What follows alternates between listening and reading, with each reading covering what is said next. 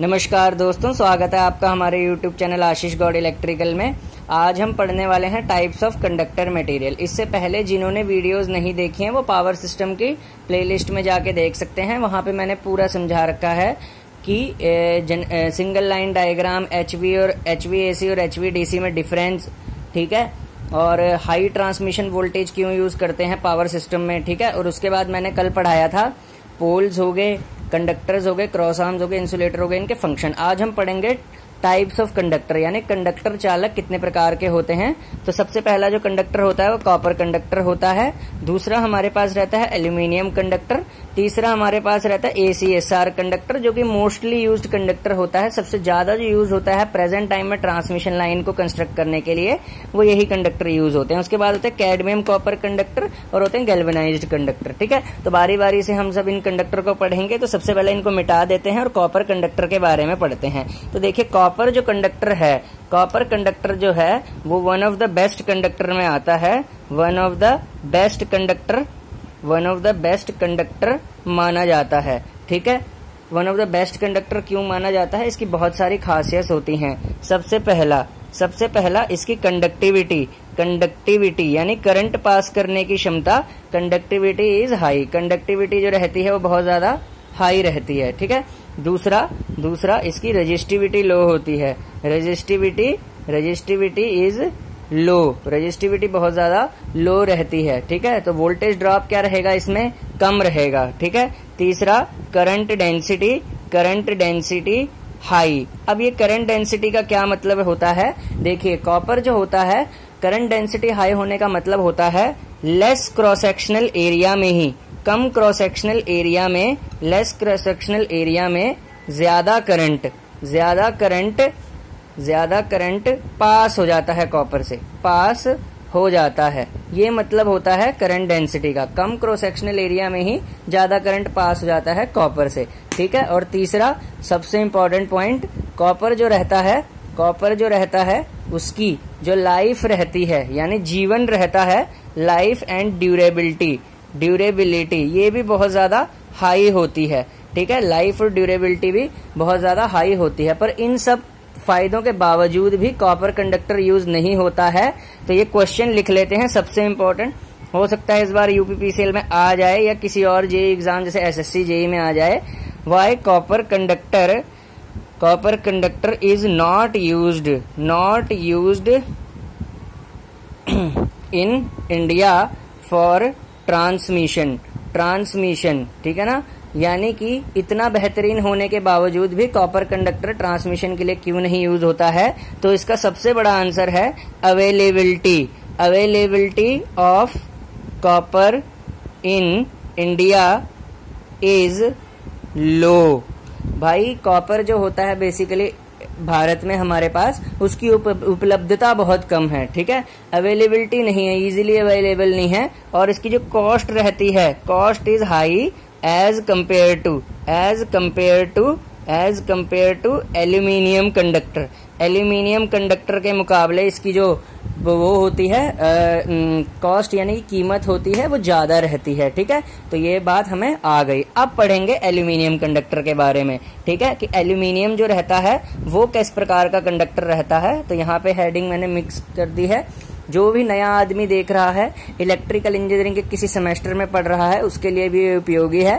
Competition के लिए power system पढ़ रहा है, उसके लिए भी उपयोगी है। तो आप क्या करिए, जो मैं लिखवा रहा हूँ कॉपी लीजिए, उसके नोट्स बनाइए, ठीक है। तो आपके लिए फायदेमंद रहेगा, ठीक है। तो अब हम बात करते हैं एल्यूमिनियम कंडक्टर की। कंडक्टर को मैंने शॉर्ट फॉर्म पे COND लिख दिया है, ठीक है। एल्यूमिनियम कंडक्टर की बात कर लेते हैं। एल्यूमिनियम कंडक्टर में सबसे मेन क्या होता है कि इसकी फ्लेक्सिबिलिटी बहुत अच्छी होती है, फ्लेक्सिबिलिटी इज हाई, ठीक है। एल्यूमिनियम कंडक्टर का एडवांटेज हो गया। दूसरा ड्यूरेबल भी है और लाइट भी है, ठीक है। हल्का बहुत होता है कॉपर के मुकाबले, ठीक है। अब लेकिन इसकी जो कंडक्टिविटी होती है कॉपर से कम होती है, ठीक है ना। लेस कंडक्टिविटी देन कॉपर, यानी कि कॉपर के मुकाबले जो करंट पास करने की क्षमता रहती है वो बहुत ज्यादा कम रहती है, या फिर ये भी कह सकते हैं 66% ऑफ द कॉपर, यानी कि कॉपर के 66% कंडक्टिविटी देता है ये, ठीक है ना। और तीसरा होता है वेट, ठीक है, भार। वेट स्पेलिंग लिख देता हूं सही से, weight is half of that of copper, ठीक है, यानी कि कॉपर से आधा वेट होता है इसका, ठीक है, हल्का बहुत होता है। और जो टेंसाइल स्ट्रेंथ, जो मैकेनिकल स्ट्रेंथ होती है एल्यूमिनियम की, ठीक है, मैकेनिकल स्ट्रेंथ जो होती है एल्यूमिनियम की मैकेनिकल स्ट्रेंथ जो होती है एल्यूमिनियम की एल्यूमिनियम की मैकेनिकल स्ट्रेंथ जो होती है मैकेनिकल स्ट्रेंथ जो होती है एल्यूमिनियम की मैकेनिकल स्ट्रेंथ जो होती है एल्यूमिनियम की वो मैकेनिकल स्ट्रेंथ जो होती है एल्यूमिनियम की वो 50% होती है कॉपर कंडक्टर्स की। मैकेनिकल स्ट्रेंथ जो होती है 50% होती है कॉपर कंडक्टर की। मैकेनिकल स्ट्रेंथ क्या होती है? 50% होती है कॉपर कंडक्टर की, ठीक है। तो एल्यूमिनियम जो होता है वो ज्यादा क्यों यूज होता है कॉपर से? एल्यूमिनियम ज्यादा यूज होता है कॉपर से ट्रांसमिशन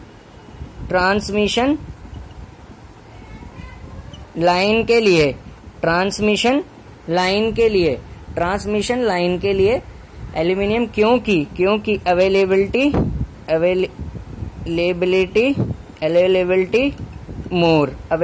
कॉपर से ज्यादा, अवेलेबिलिटी मोर देन कॉपर के मुकाबले अवेलेबिलिटी जो होती है इसकी वो ज्यादा रहती है, ठीक है। कॉपर के मुकाबले अवेलेबल ज्यादा रहता है संख्या में, कॉपर के मुकाबले अवेलेबल ज्यादा रहता है संख्या में, ठीक है।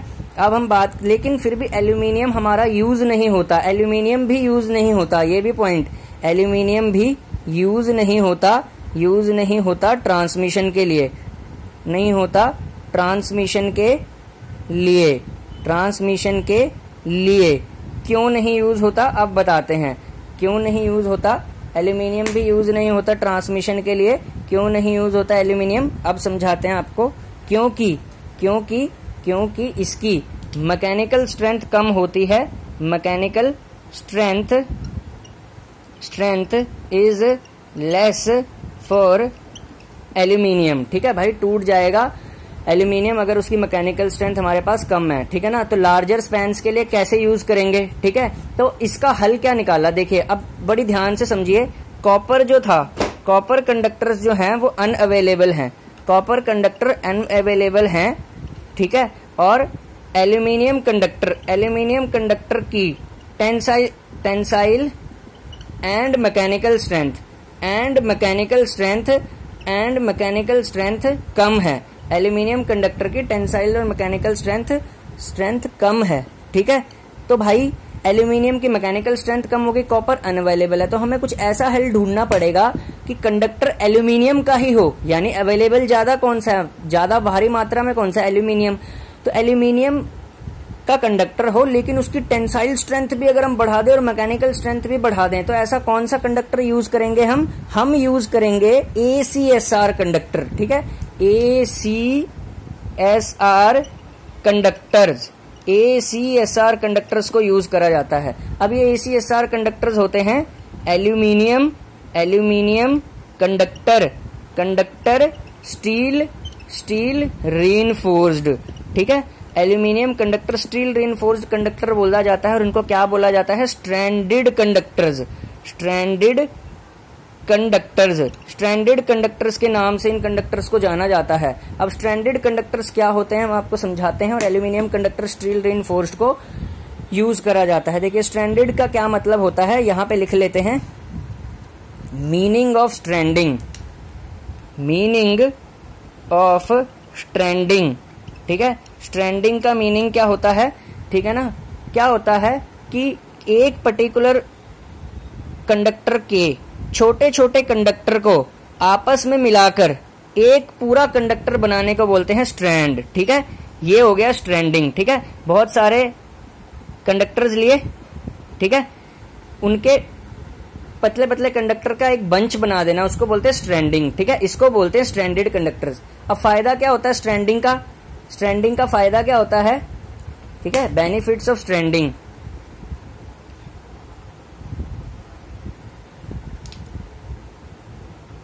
Benefit of stranding. स्ट्रैंडिंग क्या करती है? फ्लेक्सिबिलिटी को इंक्रीज कर देती है, फ्लेक्सिबिलिटी इंक्रीज कर देती है। अब देखिए, मान लो कोई कंडक्टर सॉलिड है, ठीक है ना, मान लो कोई कंडक्टर सॉलिड है, अब ये मार्कर है, ये एक सॉलिड है, इसको घुमाने फिराने में बहुत ज्यादा दिक्कत होगी, देखिए किधर को ट्विस्ट भी नहीं हो सकता, ठीक है। अगर हम स्ट्रैंड्स बना देते हैं तो फ्लेक्सिबिलिटी बढ़ जाती है। बेनिफिट क्या होता है स्ट्रैंड का? फ्लेक्सिबिलिटी बढ़ जाती है। तो इससे क्या होता है, कंडक्टर को किसी भी दिशा में घुमा सकते हैं, ठीक है। कंडक्टर को किसी भी दिशा में घुमा सकते हैं स्टैंडर्ड कंडक्टर के, फ्लेक्सिबिलिटी। और स्ट्रैंडिंग क्या करती है? स्ट्रैंडिंग इंक्रीजेज करंट कैपेसिटी भी बढ़ा देती है, ओवरऑल कंडक्टर की कैपेसिटी बढ़ा देती है स्ट्रैंडिंग। सबसे इंपॉर्टेंट ये 2 पॉइंट्स यूपीसीएल के लिए इंपॉर्टेंट है, समझ आ गई? बाद में फिर ये ना कहना बताया नहीं, ठीक है। तो स्टैंडर्ड क्या करती है? 2 काम करती है, फ्लेक्सिबिलिटी इंक्रीज करती है और क्या करती है? करंट कैरिंग कैपेसिटी, ठीक है। अब एसीएसआर कंडक्टर क्या होते हैं पढ़ते हैं। एसीएसआर कंडक्टर में क्या होता है? एल्यूमिनियम के स्ट्रैंड होते हैं, ठीक है। ये मान लो एल्यूमिनियम है सारा, इसके स्ट्रैंड्स हैं, और बीच में क्या होगा? बीच में क्या होगा? स्टील की एक परत लगा देते हैं, एक स्ट्रिप लगा देते हैं, परत लगा देते हैं इसमें, ठीक है। एसीएसआर में क्या होता है? स्टील की परत लगा देते हैं। इस स्टील की परत का क्या काम होता है भाई? मैकेनिकल स्ट्रेंथ बढ़ाना। मैकेनिकल स्ट्रेंथ बढ़ाती है ये स्टील की परत। ये स्टील की परत क्या बढ़ा देती है? Mechanical strength. और मेजॉरिटी ऑफ करंट किससे पास होता है? स्ट्रैंड से।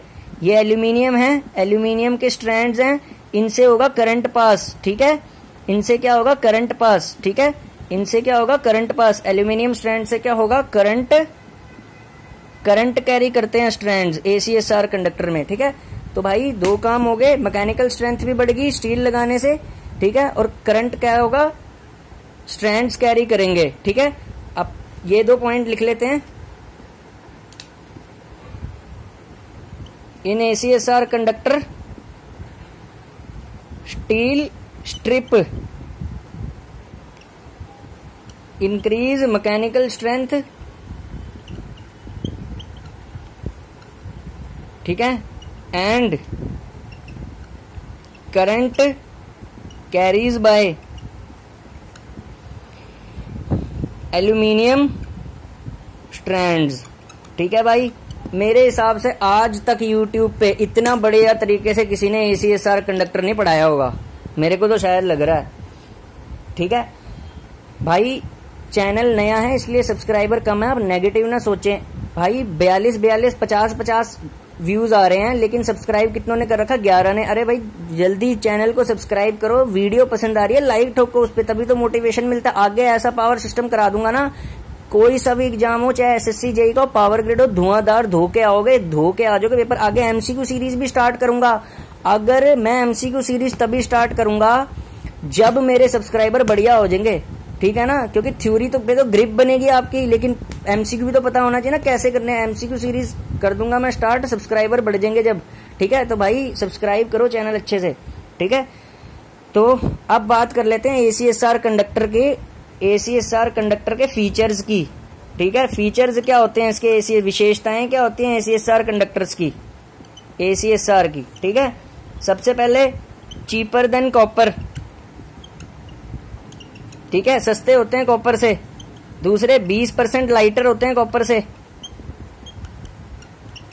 ठीक है, 20% कम वेट होता है कॉपर से, हल्के होते हैं, ठीक है, ठीक है। तीसरा होता है 50% स्ट्रॉन्ग होते हैं, किससे? 50% स्ट्रॉन्गर देन कॉपर। CU उसे डिनोट कर दिया कॉपर सिंबल से, 50% स्ट्रॉन्गर होते हैं, ठीक है। छठवां,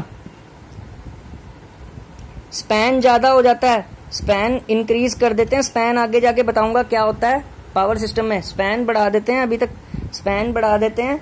तो सपोर्ट क्या हो जाएंगे? सपोर्ट कम लगाने पड़ते हैं, ठीक है, स्पैन भी बढ़ा देते हैं, सपोर्ट कम बढ़ाने लगते हैं। ठीक है, उसके बाद नेक्स्ट पॉइंट क्या है,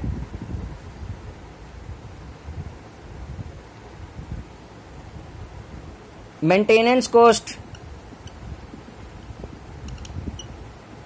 इज लेस, बहुत कम मेंटेनेंस कॉस्ट होती है, ना के बराबर ACSR कंडक्टर की। पावर सिस्टम में हर जगह ACSR कंडक्टर यूज हो रहे हैं।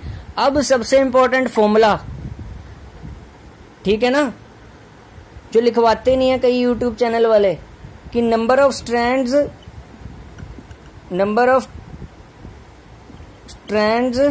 Number of conductor including steel wire of ACSR conductor is given by formula 3n+1+1। ठीक है भाई, JB गुप्ता में लिखा हुआ है फॉर्मूला, JB गुप्ता में मिलता है। ठीक है ना, हमारी स्टेट बोर्ड की किताबों में बहुत कम लिखा होता है ये फॉर्मूला, लेकिन ये फॉर्मूला बहुत इंपॉर्टेंट है। ठीक है भाइयों।